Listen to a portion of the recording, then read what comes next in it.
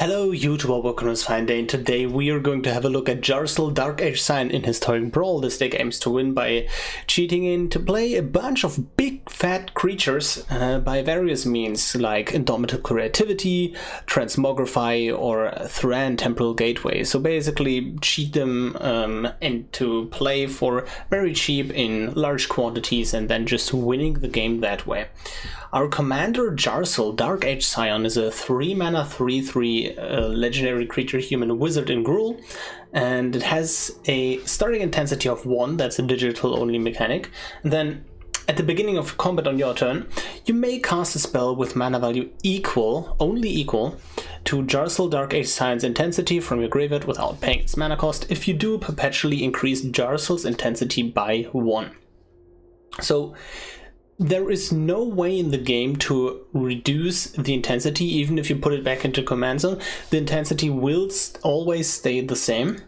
So you usually play this commander when you already have something for 1 mana in your graveyard.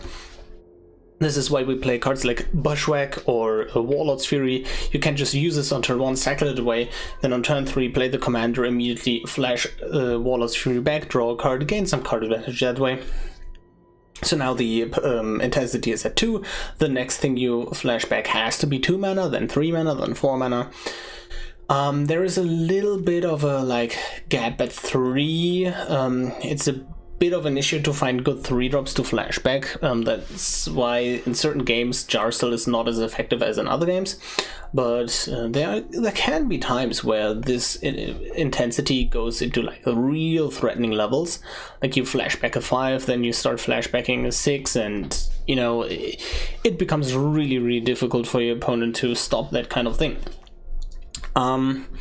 Yeah, so why Jarsyl, why Transmogrify?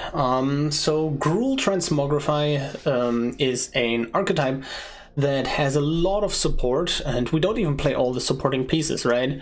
But if you quickly look at the enablers for the deck, we have a bunch of them, really bunch here, as you can see, and then even over the top.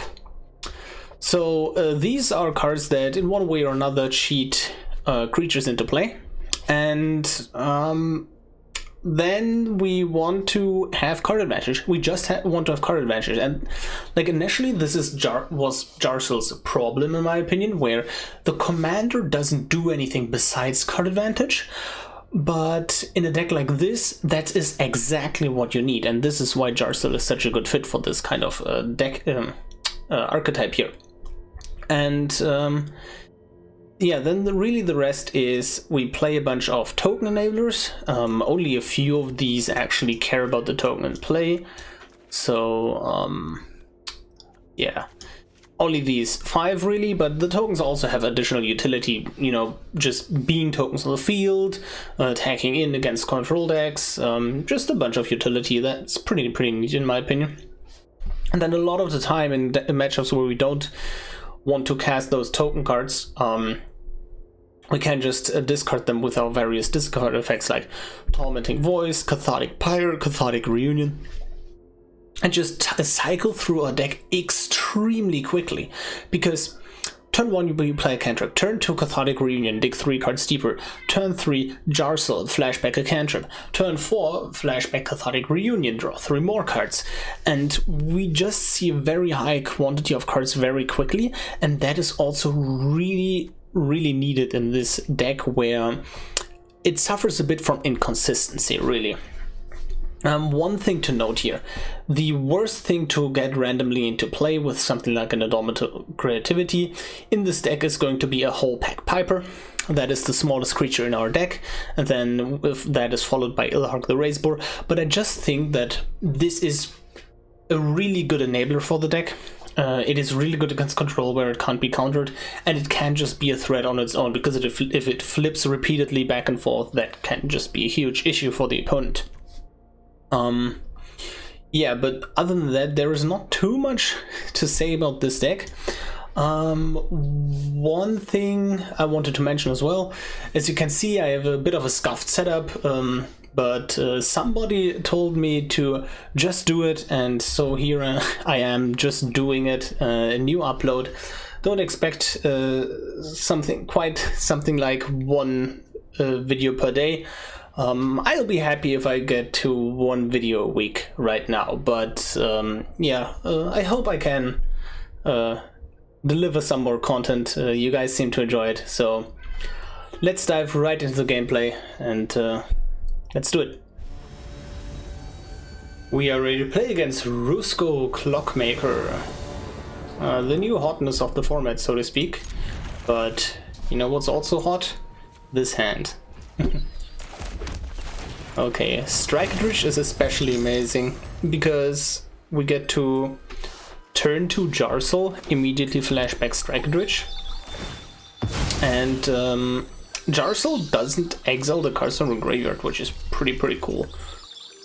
I hope to draw anything that at least allows me to discard this Wolf Willowhaven. Oh yeah, Emergent Sequence is exactly what we wanted here. Because now we can go turn to Jarsyl, flash Strike-Rich back, and then next turn we are able to play Wolf Willowhaven, play Emergent Sequence, flashback Emergent Sequence, or a turn 4 Cityscape Leveler, like just hard cast from hand. That is pretty neat. Oh, okay.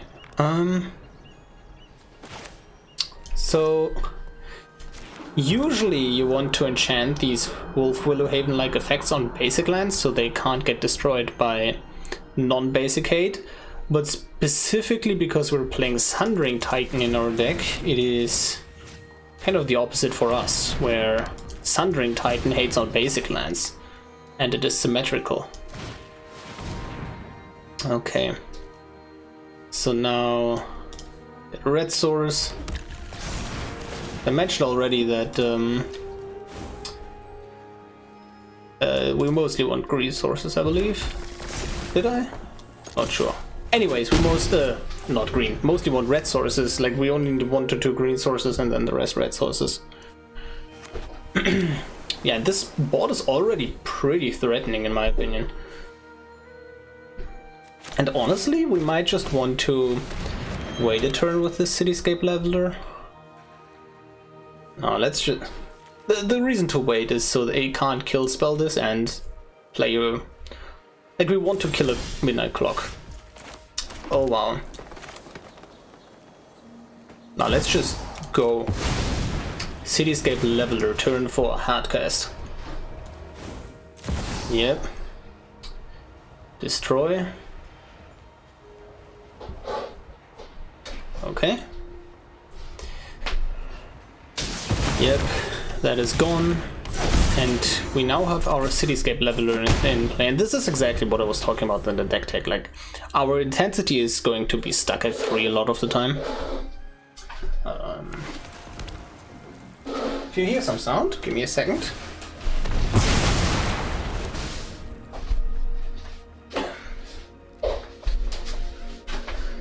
Okay. Yes, I would like to move my commander back to the command zone, but guess what? We have a Minsk and Boo, turn 5. Uptick on Boo. And we swing in here. Actually, go big, just go big. And we don't destroy really anything. But yeah, except them. They are getting destroyed. Okay. And yeah, this is trouble for them. Yeah, GG. We are ready to play against Yarok the Desecrated. And yeah, we were looking for 1-drop here to get value out of a commander. Although there are a lot of hands that you can keep based on, you know, just strength and like pure speed, like a ram spell on turn 2, cheat into play on turn. Like if this was a ram spell, right, and a land, then I would consider playing turn 3 Howlpack Piper, turn 4 Kogla. Yeah, this is better. Okay. And I want to, like, we want to play the Unbridled Growth here. To draw us cards instead of having tokens. Like, I would rather have 2 cards here instead of 2 tokens from Satyr's Cunning. Okay. Let's just activate this. Okay. I believe we want this on red. We just need more red sources. Yep, red.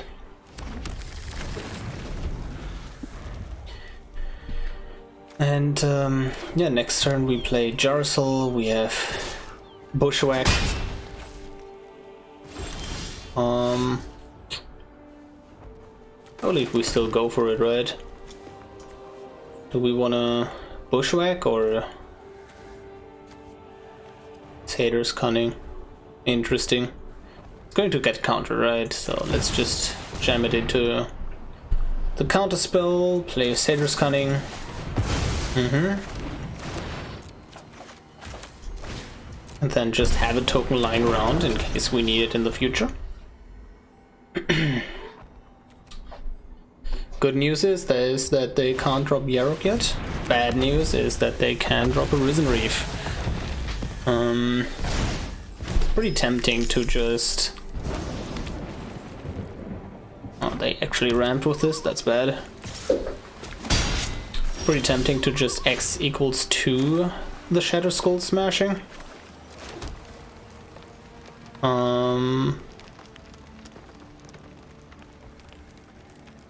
Also, yeah, let's just take up Jarsyl.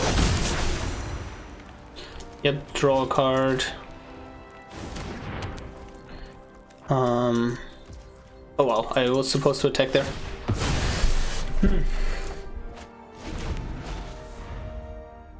Now they're going to play Yarok, get double ETBs. It's pretty problematic. Yeah, probably should have killed this Risen Reef. The thing is, if we kill Risen Reef, we're still only on the, like, we're on the back foot here. And that's totally fine, actually. Yeah, I'm totally cool with that. Yeah, now we get to... let's draw a land here, Shadow Skull for 2. We can also just Bushwhack, fight the Risen Reef, and then play Unexpected Windfall. I kind of like that. Yeah. Because Windfall gets us closer. Yeah, we can go Obliterating Bolt, Shadow Skull Smashing next turn with... Yeah. Let's kill this Risen Reef. Then let's do this now. Don't need this emergent sequence at this point in the game. Okay. I believe we need something big here. Ruska is like... Yeah, we don't care about Ruska in particular. Can take up the clock. 3x equals 4 here on the Shadow Skull smashing. Or we can also just Cityscape Leveler. Yeah, let's Leveler. Kill the clock. Nice. And then next turn, and we'll one off if they play like... Oh, that's totally fine. So we go down... Yeah, we actually go down a decent bit here in life, but we can actually deal with that board. Okay. Obliterating Bolt on Hostage Taker. Get this back. Play this uncounterably.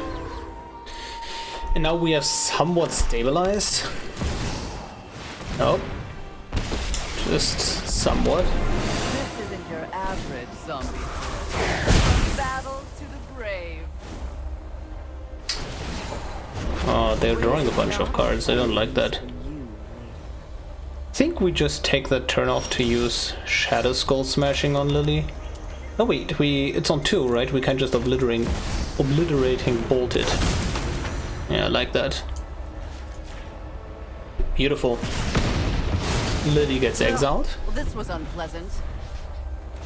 Is there a 3 in the graveyard? There is no 3 in the graveyard. A Serarek. We don't care about that, honestly. Oh, they're super greedy. That's good for us, right? I think it's time to just Cityscape Leveler. Swing in, kill Yarok. And we kind of need card advantage. So, like, unironically,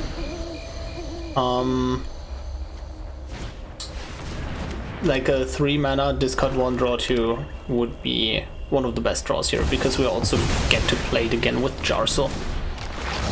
Okay, they draw 2 cards off of this Guardian Project. I think we just have to kill Yarok again. 5. Boom. Is it worth to spend 1 life to play to put a token into play? I'd argue yes. And 1, and we don't need you anymore.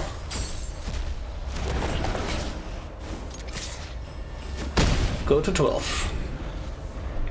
They can actually recast this Yarok here, and I believe that's also just the best play. Yeah. This game is slowly... Ooh! I was about to say, but slowly getting out of hand, but if they say no, they could just die. Oh my god. Yes.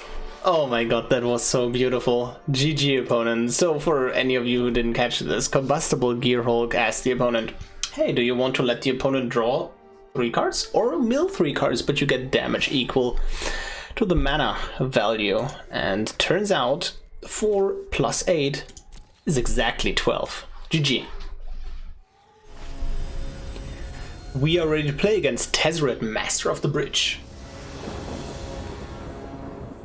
And yeah, we kind of want a 1-drop cantrip. Careful Cultivation is one of the best like 3-drops in the deck, in terms of like you play it on turn 2 and then you ramp, but you also have something to flashback on 3 mana, and you immediately put that onto Jarsyl, so now Jarsyl taps for 2 mana, and it's just amazing.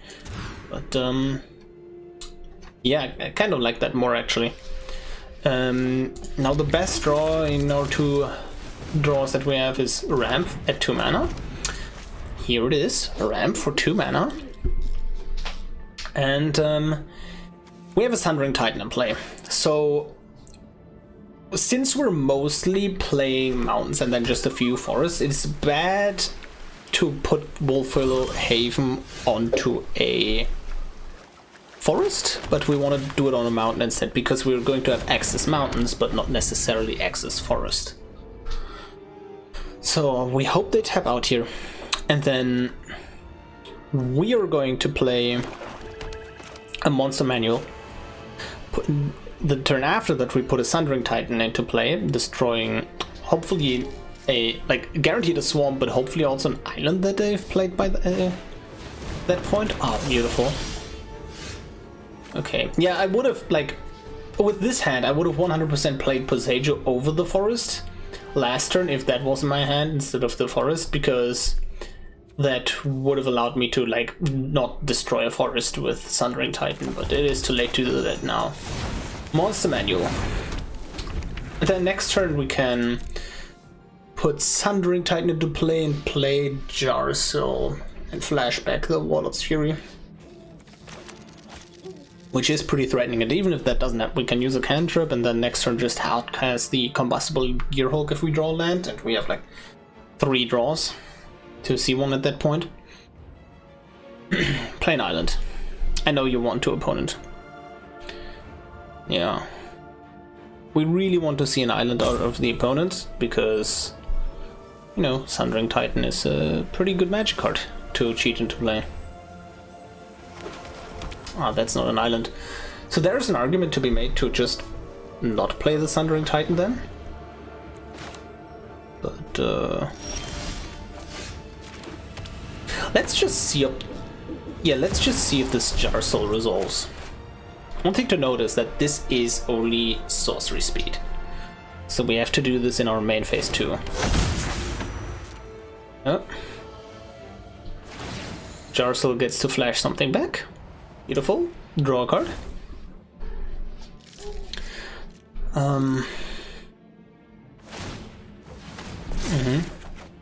Yep, sure. Let's just do Combustible Gearhulk. Kind of. They didn't do anything with their mana, like absolutely nothing. So I assume they also have nothing again next turn. But also I don't imagine what they.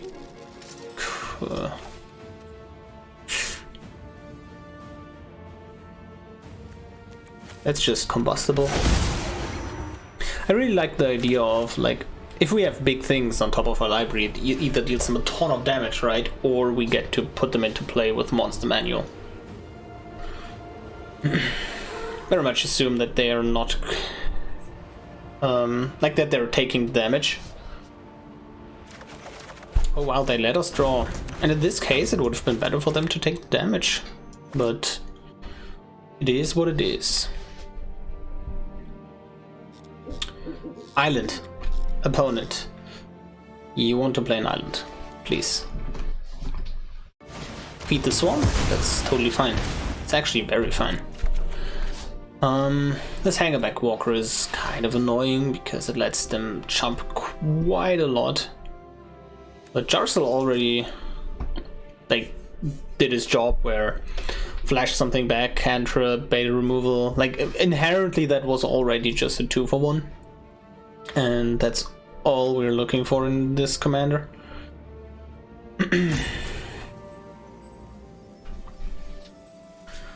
Okay. Let's see. We're obviously going to use... I think we're always going to use Explore, because 1, 2, 3, 4.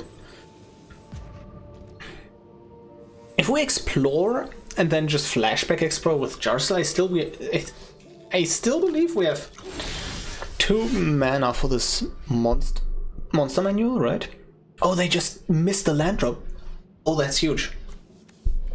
Yeah, we know what we're going to do then. Let's explore first.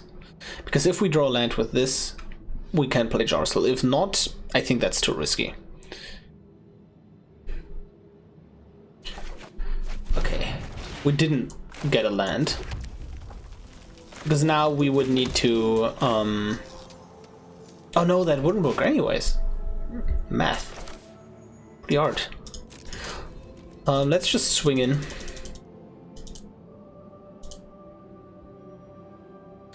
They're going to block and pump the Hangerback Walker to have 3 blockers, then they're tapped out, and then we just get to Sundering Titan them. I believe we also just play Big Score and use one of the treasures.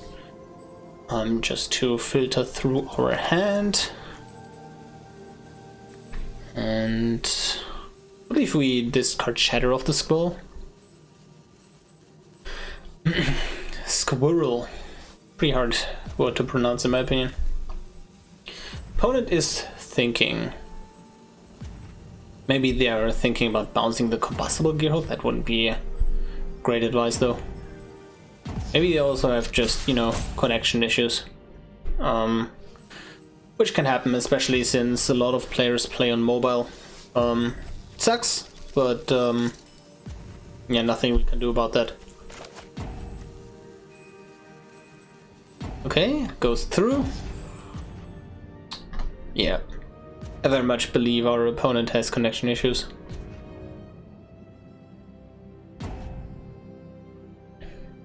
Yep, and the attack goes through unblocked. Yeah, then we would discard the chatter. And now we are just going to tax their mana with a Vorinclex, I believe. And in this kind of spot, like you tap out, right? Use all this mana, Sundering Titan, Vorinclex. It's just a lot of trouble for the opponent.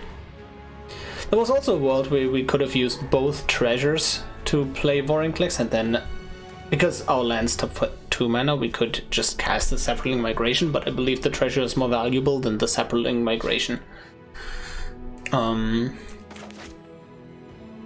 Yeah. I believe I will just skip to the end here.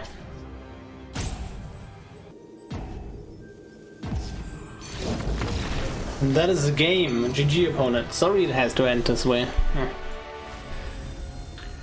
We are ready to play against Layla Artful Provocateur. Yeah, that's a keep. That is indeed a keep. Hello. And this is a pretty interesting one where I think it's worth it to hope that we just draw mountains. Yeah. There's a stomping ground. And the only reason why we're like sequencing our lands in any particular order is because of Sundering Titan, just because that card exists in our deck. But now with that stomping ground, it doesn't really matter anymore, I believe.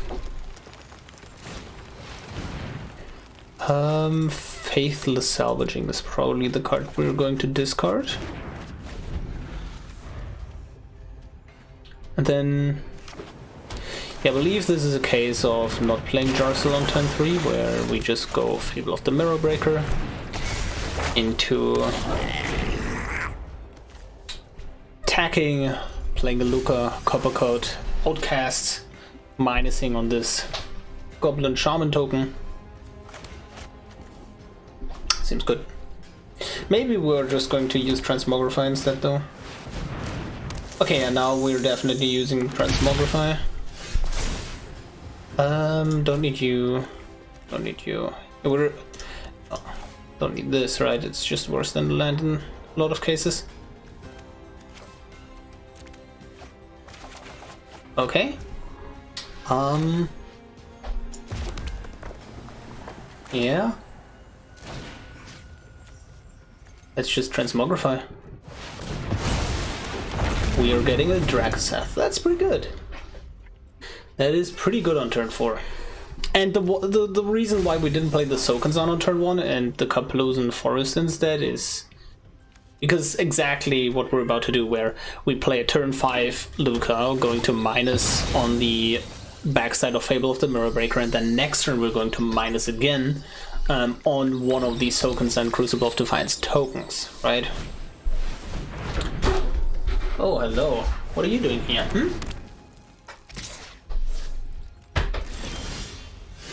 Okay. Exile the Saga. But before anything happens, I believe we want to swing in, see if they have removal. And,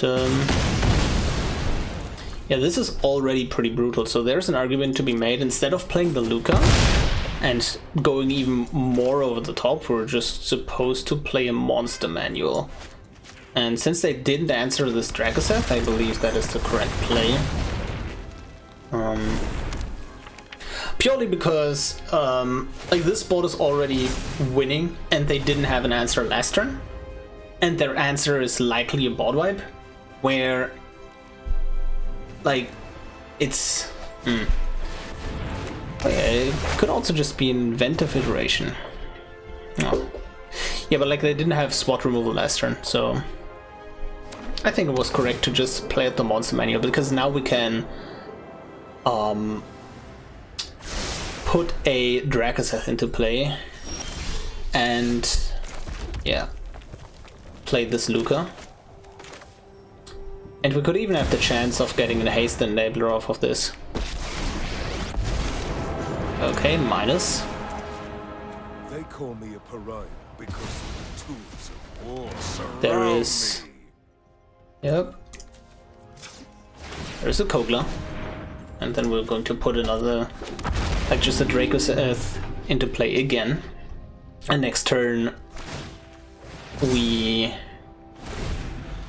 just minus a Sophanzar token. Likely going to discard whatever we draw with the Pirate's Pillage to draw more cards. And, I mean, if we want to cast it, it's obviously a good card. So I'm going to be happy either way here. Time Warp doesn't really matter too much, except it ticks up the inventive iteration. But that shouldn't matter too much, because like we're not casting spells next turn. We're going to put cards into play with Monster Manual, we're going to activate the channel ability, activate Lukka, but none of these are actually spells, so maybe a 3 or 4 could be annoying in case we want to play these two, but it's totally fine here. Like, we present lethal on board right now, even through like multiple blockers. So yeah, not sure how the opponent gets out of this. Could play a Layla. Like, even playing a Layla and one other card is like, that's still not enough blockers, right? Oh, even then, like, they have to have 5 blockers, because with 4 blockers we kill 3 blockers with Draco's, and then the Living Breakthrough is an enchantment, so it dies if Kogla attacks. So yeah, okay, you know, also just one removal spell does the trick, right? I'm talking about blockers here, but yeah, it turns out removal spells also work. Okay. Key to the archive happens. Sure. Lightning Helix, not too useful here.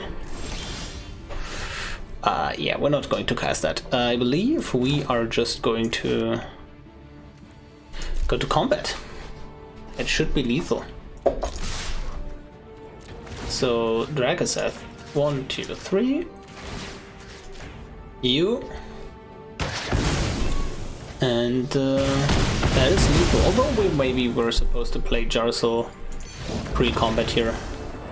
GG. We are done with the games. I hope you enjoyed them as much as I did. And Jarsyl Dark Age Scion is, in my opinion, a pretty fun, although not super competitive commander.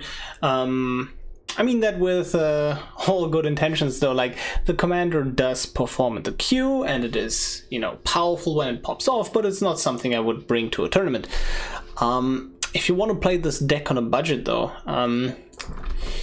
let's look at the rares and mythics, and yeah, it's looking pretty bad. Where the cards that you could replace are all commons and uncommons, and the cards that you really need are rares and mythics. So there is some tension in the deck, right?